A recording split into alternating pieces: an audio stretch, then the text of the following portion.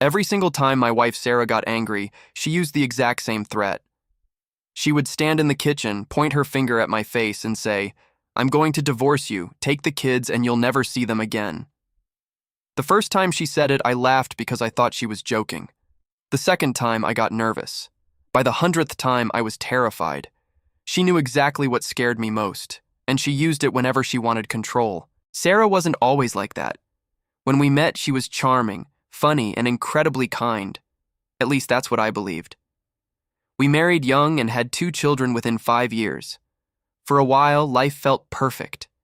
Then little things started changing. She became more demanding, more critical, and more controlling. Whenever something went wrong, it was somehow my fault. I convinced myself every marriage had rough periods and kept trying harder. Trying harder became my entire life. I woke up before sunrise, worked 10-hour shifts, picked up overtime whenever possible, and came home exhausted. Meanwhile, Sarah spent money faster than I could earn it. New handbags appeared every month. Expensive jewelry arrived from luxury stores. Designer clothes filled entire closets. Whenever I asked about our finances, she accused me of being controlling and threatened divorce again. The worst part wasn't the money. It was the constant fear. My children were everything to me. Emma was 8 and loved drawing cartoons. Noah was 6 and followed me everywhere whenever Sarah allowed it. Every time Sarah threatened to take them away, I imagined birthdays, holidays, and graduations happening without me. The thought was unbearable. So I stayed silent and kept sacrificing more of myself to keep the peace. One night, I came home after working 14 straight hours. My back hurt, my hands were covered in cuts, and I hadn't eaten since breakfast. Sarah was furious because the restaurant reservation she wanted was fully booked. She screamed for nearly 30 minutes. Then she threw a glass across the room and told me I was a failure. Before going upstairs, she delivered her favorite threat again. The kids heard every word. That night changed something inside me. I walked into Emma's room to say goodnight. She looked at me with tears in her eyes and quietly asked, "Daddy, are you leaving us?" My heart nearly stopped. Sarah's threats weren't only hurting me anymore. They were hurting our children too. I promised Emma I wasn't going anywhere. But as I said the words, I realized I wasn't sure whether I could keep that promise forever. Over the next few months, Sarah's behavior became worse. She stopped pretending to appreciate anything I did. If I bought groceries, they were wrong. If I cleaned the house, it wasn't good enough. If I worked overtime, I didn't care about the family. If I stayed home, I wasn't earning enough money. No matter what I chose, I lost. Somehow every road led directly into another argument. One Saturday morning, I was paying bills at the kitchen table when I noticed something strange. Sarah had spent nearly $7,000 in a single month. Most of it wasn't household expenses: luxury boutiques, spas, jewelry stores, weekend trips. When I calmly asked about the charges, she laughed and said, "You work for this family. That's your job." Then she grabbed her purse and left without another word. A week later, my best friend Mark invited me to lunch. He looked uncomfortable the entire time. Finally, he leaned forward and asked if everything was okay between Sarah and me. I told him things were difficult but manageable. Mark hesitated before speaking again. "I saw Sarah downtown last Friday," he said. "She wasn't alone." The way he said those words immediately made my stomach tighten. Mark explained that he had seen Sarah having dinner with a man he'd never met before. They weren't discussing business. They were holding hands across the table. I wanted to deny it. I wanted to believe there was some innocent explanation. Instead, I sat there in silence while my mind replayed every late night, every unexplained expense, and every argument from the past few years. Suddenly, things started making sense. That evening, I acted like nothing had happened. Sarah came home carrying shopping bags worth more than my weekly paycheck and barely acknowledged me. While she watched television, I sat quietly across the room pretending to read. In reality, I was studying every movement she made. For the first time in 10 years, I stopped asking myself how to save our marriage. Instead, I started wondering how much of my life had been built on lies. 3 days later, I got my answer. Sarah told me she was spending the weekend with friends at a spa resort. The story sounded familiar because she'd used it several times before. After she left, I checked our shared credit card account. Within hours, charges appeared from a luxury hotel nearly 200 miles away. The reservation wasn't for one guest, it was for two. My hands shook as I stared at the screen. I drove there the next morning. The entire trip felt unreal. Part of me hoped I was making a terrible mistake. Maybe there was another explanation. Maybe the reservation belonged to someone else.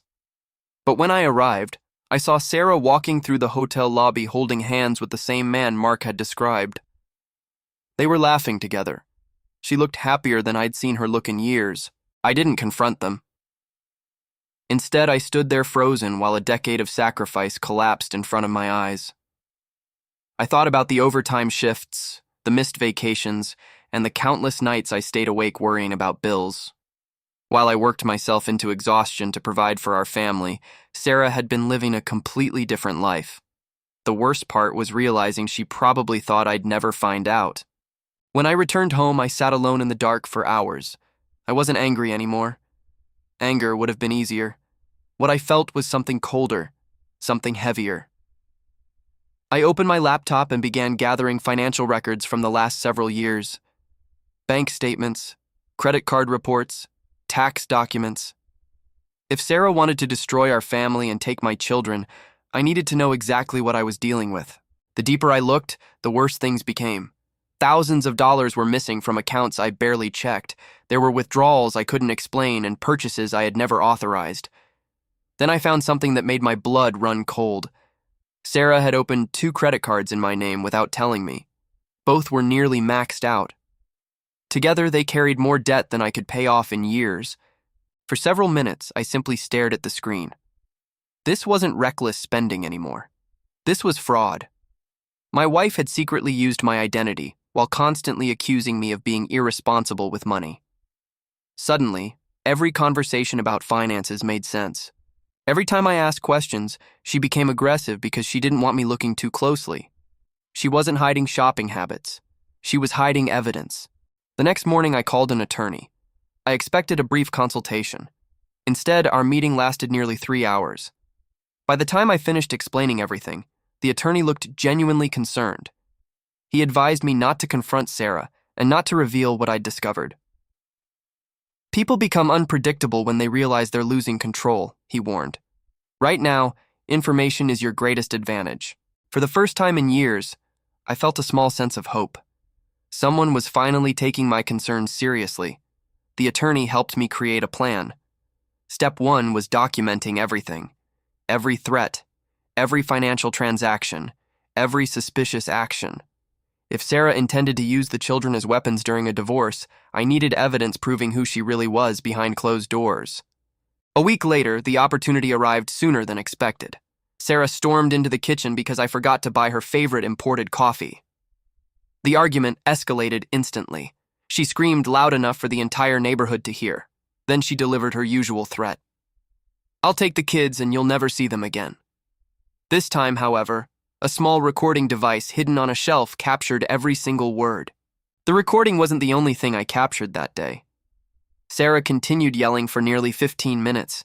She called me useless, threatened to ruin me financially, and even told the children that I was the reason our family was unhappy.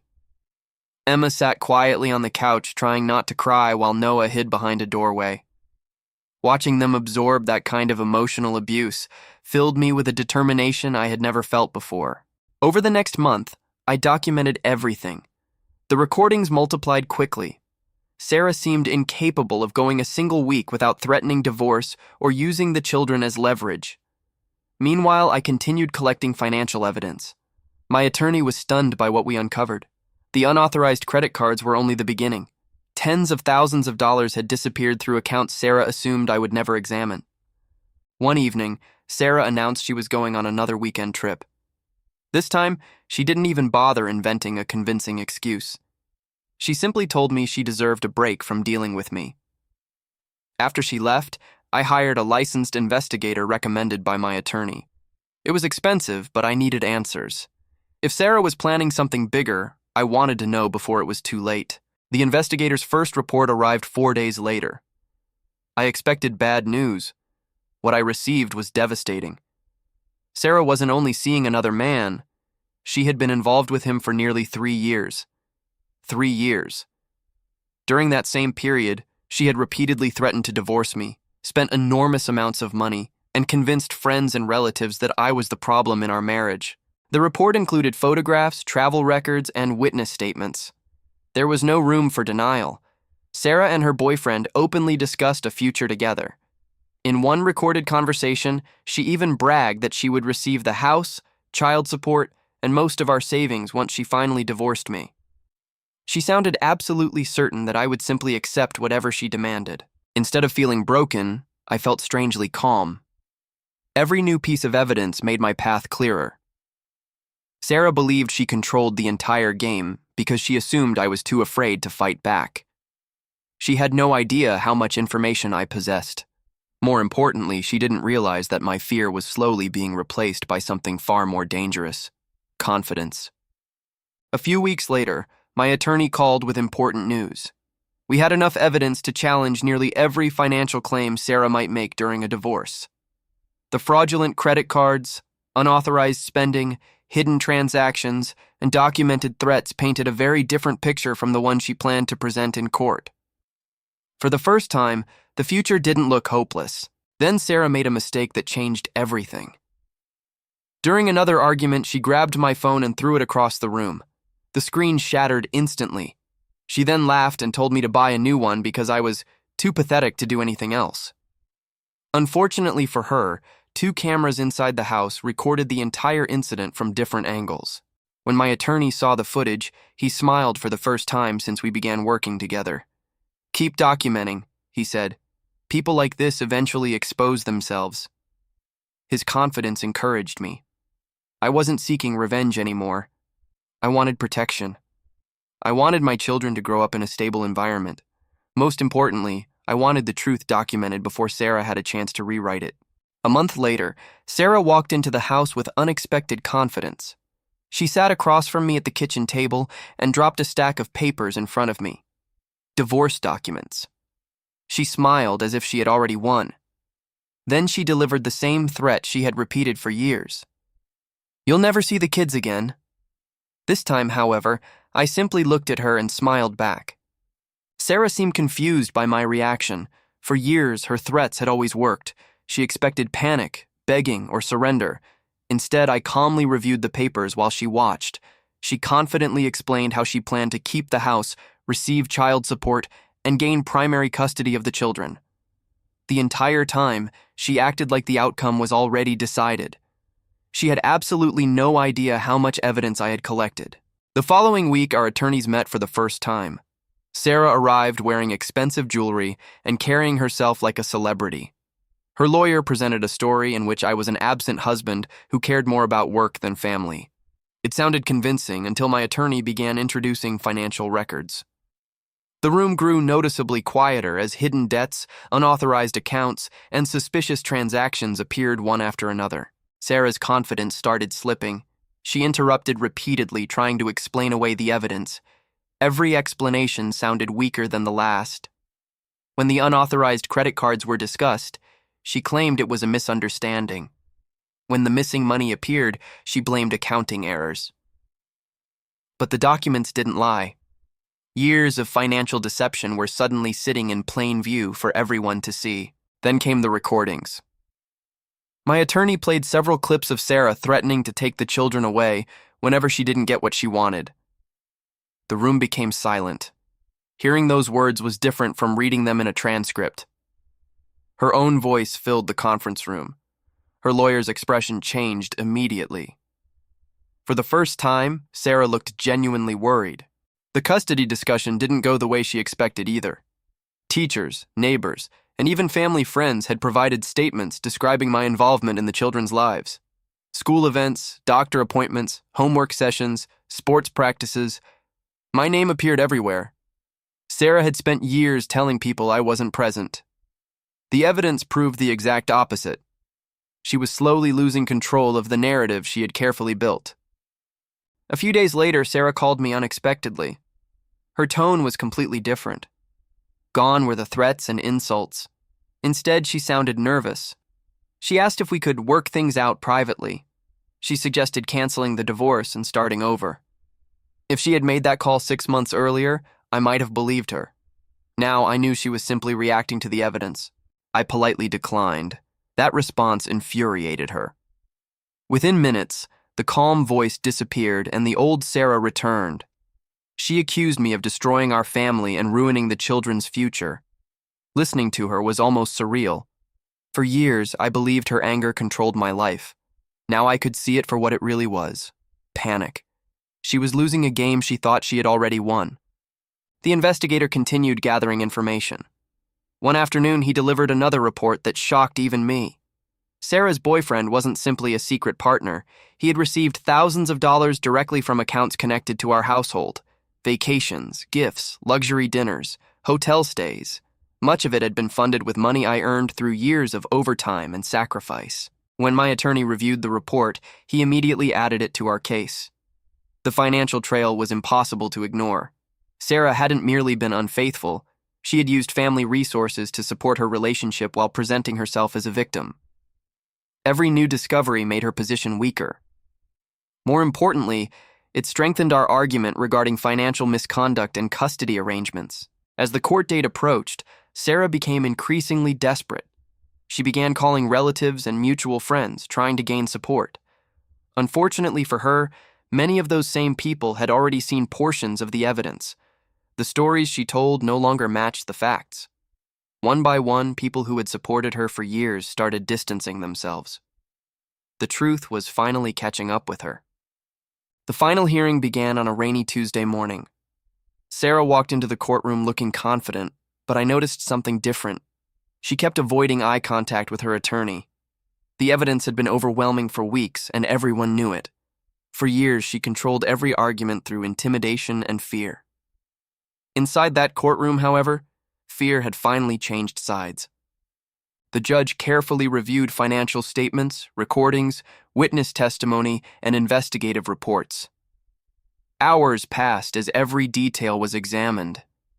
Sarah tried to explain the unauthorized debt and hidden spending, but her answers constantly contradicted earlier statements. Each contradiction damaged her credibility further.